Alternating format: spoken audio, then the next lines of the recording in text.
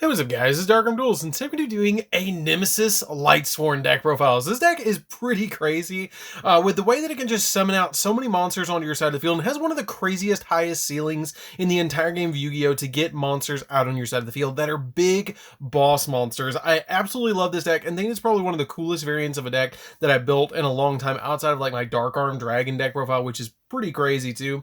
But without further ado guys, don't forget to like, comment, subscribe, hit the bell there so you can become part of the notification squad, and definitely check out the Patreon down in the description below where we have all sorts of awesome rewards for you guys, like getting your name in the description for every single video, getting signed cards in the mail, or even getting to request a deck profile every single month to your patron along with test hands. So without further ado, let's get straight on into this.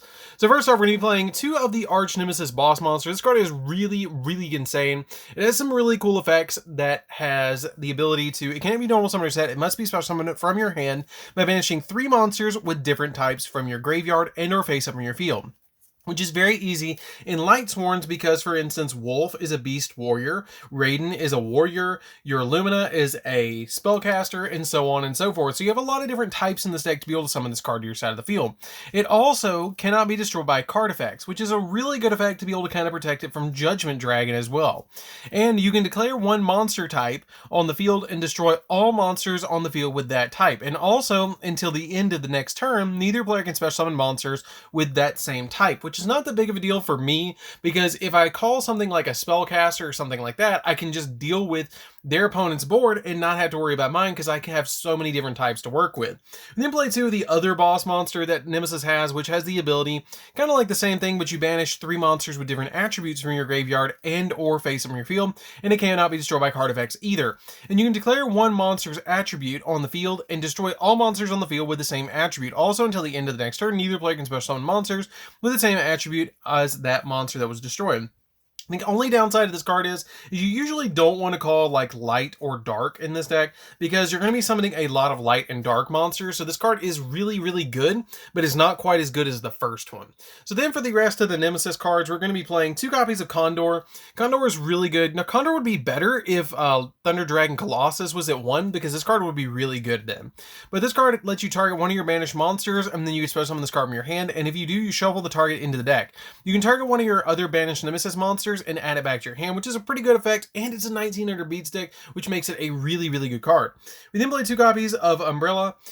This card is really good too because it has the ability to target one of your banished monsters except another copy of itself, and then you can special on this card from your hand, do you shuffle target in the deck, and then you can target one of your Nemesis monsters in your graveyard and add it back to your hand, which is also a pretty good effect. You play 3 copies of Flag. Flag is really good. Flag is one of the best ones next to Keystone. Keystone and Flag are like the 2 best Nemesis cards in the entire deck because they do so much for the deck. Because what they do is Flag actually has the ability to let you target one of your managed monsters and shuffle it in the deck and special on this card from your hand, and it lets you add a Nemesis card from your deck to your hand during your main phase, which is really good to add literally any of your Nemesis cards from your deck to your hand. We then play 3 copies of Keystone. Keystone is ridiculous, and probably the best card in the entire deck outside of the Lightsworn engine, because it has a really good effect to be able to target one of your banished cards and then add that target to your hand. You special summon this card from your hand, and then if you do special summon this card from your hand and you put that card back in the deck and shuffle it, but it also has the ability that during the end phase, this card is currently banished or was banished this turn, you can add this card back to your hand, so it constantly just keeps coming back to your hand, which is why I think this card is probably at best at 3 in this deck. So that's it for the Nemesis cards. For the Lightsworns, we're going to be playing just 2 copies of Judgment Dragon. You don't want to clog too much in this deck, so 2 copies of Judgment Dragon works out for me because you have the copies of your Nemesis monsters that are boss monsters as well. So you're essentially playing 6 big boss monsters that can be special summoned from your hand, which is why you just play the 2 copies of Judgment Dragon. You then play 3 copies of Wolf, Lightsworn Beast. Wolf has the ability that if it's sent from your deck to the graveyard, you can special summon it, which is a really good effect. 3 copies of Raiden. This card essentially mills 4, and it's a level 4 tuner, which is why it's so good in this deck. It has the ability that during your main phase, you can send the top 2 of your deck to the graveyard, and then during the end phase, you send the top 2 of your deck to the graveyard. And it's a level 4 tuner monster, which makes it really easy to make XZs and be able to go into link plays as well. 2 copies of Lumina. Lumina lets you discard any card from your hand to be able to target a Lightsworn in your graveyard and be able to special summon that card back from the graveyard, which is a really good effect, just to be able to get that card back in your field. And then during the end phase, you send the top 3 of your deck to the graveyard. One copy of Felice. Felice lets you special summon her from the graveyard if she's sent to the graveyard from the deck. And also, you can tribute her to then target a monster your opponent controls and destroy that target, and then send the top 3 cards of your deck to the graveyard. And then you play a single copy of Lila. Lila has a really neat effect that lets you pop spells or traps, that lets you change her to defense, pop a spell or trap on the field, and then during the end phase, you send the top 3 of your deck to the graveyard as well, which is a really good effect to be able to just pop spells or traps. So that's pretty much it for the Lightsworn. These are really the only ones that you need in this deck, because you play enough names in the extra deck with Curious, and your copy of Minerva, and your copies of Michael the Arc Lightsworn. You have plenty of different ones in the extra deck to kind of counterbalance it. Like, I guarantee you these are the only ones you need. You only really need 5 names in deck, because you're gonna hit the names really easily in this deck to be able to get your copies of Judgment Dragon out. So that's it for the Lightsworns and the Nemesis monsters. Let's get into the extra cards that we're playing in the deck as well. So the extra cards we're playing in the deck, we're going to be playing a single copy of Perform Age Damage, or not Damage Juggler, but Trick Clown. Trick Clown's really good because if it's sent to the graveyard, you can special summon it back to your side of the field, but you do take 1,000 points of damage. And this card can constantly just keep coming back over and over again because it's just really, really insane. You play 2 copies of Destiny Hero Malicious, which is single-handedly the best card in the entire deck, because this card, if you realize what the Nemesis cards do, they take a banished card and put it back into the deck. Okay, so when they put them back into the deck, you can take Malicious and put Malicious back into the deck, and then the one's in the grave, and then you banish that one in the grave, and then you special summon back from the deck, and then you link summon, and then that one goes to the grave, and then you banish one, and then you just keep looping Malicious. Like, this deck is essentially Malicious Loop Turbo.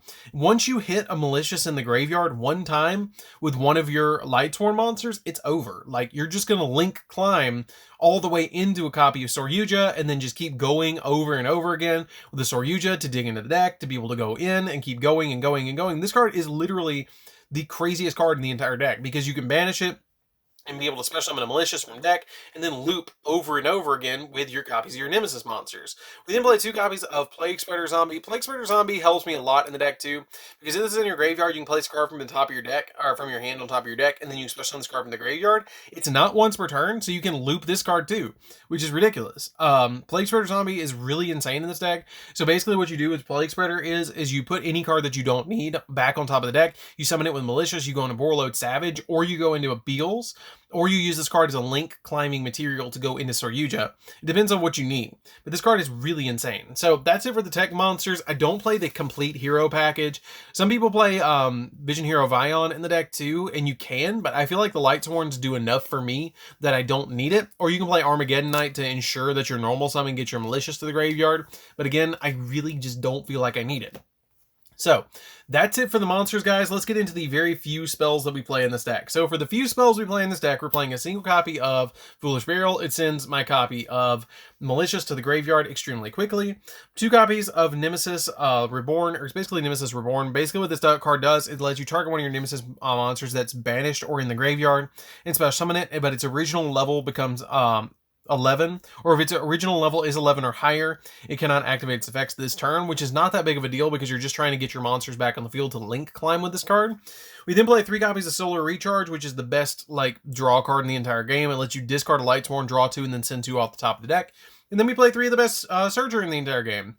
We still, after I don't even know how many years this card's been out. I think it came out in 2008, which is now what, 13 years ago?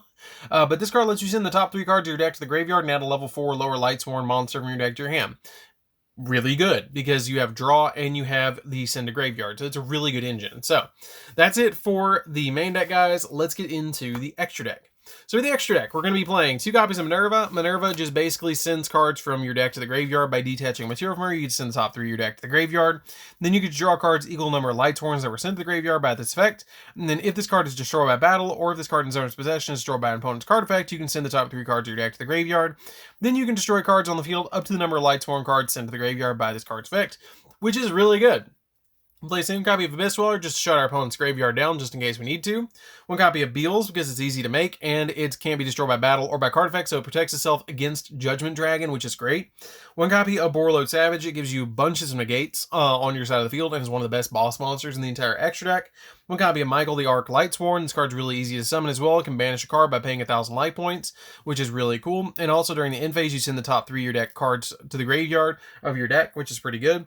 One copy of F.A. Dawn Dragster. Dawn Dragster is really good because it negates spells and traps, which is really good. One copy of Herald the Arclight. Herald the Arclight is really easy to go into in this deck because you have so many of the low level. Like, for instance, you have your copy of Plague Spreader. And Plague Spreader plus a copy of Flag can go into this card, and you summon Flag like all the time in this deck. So Herald of the Arclight is really easy to use in this deck and is really awesome. One copy of Appaloosa. Usually you end on the Appaloosa. If you don't go into Yugioh, you go into Appaloosa and lock your opponent down. Like, you can establish like 7 negates on your side of the field with this deck, which is insane. Like, you can establish Dawn Dragster, Borload, Appaloosa, and then whatever else you need in the extra deck, essentially, to be able to lock your opponent completely down from touching anything, which is insane.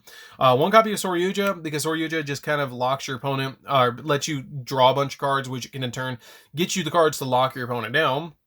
Topologic Zeroboros. Zeroboros is good in the deck too, because Zeroboros, with all the cards that you're going to be banishing in this deck, it can get really big. And it doesn't really care about all the cards that your opponent has on the field, because once per turn during the standby phase, after this card was banished, by its own effect, it special summons itself back, which is pretty good, and it banishes it if another monster special summoned to his own link zone this card points to. Well, this card is in the field. You banish all cards on the field, which is pretty good, to be able to just banish the field. One copy of Curious. Curious just helps you out a lot in the deck to be able to get you extra cards in the graveyard. Nightmare Phoenix to pop spells and traps. Crystron Needle Fiber, because it can help you get your copy of your Plague Spreader onto your side of the field to help you link climb, because you can essentially make this and then make a link 4.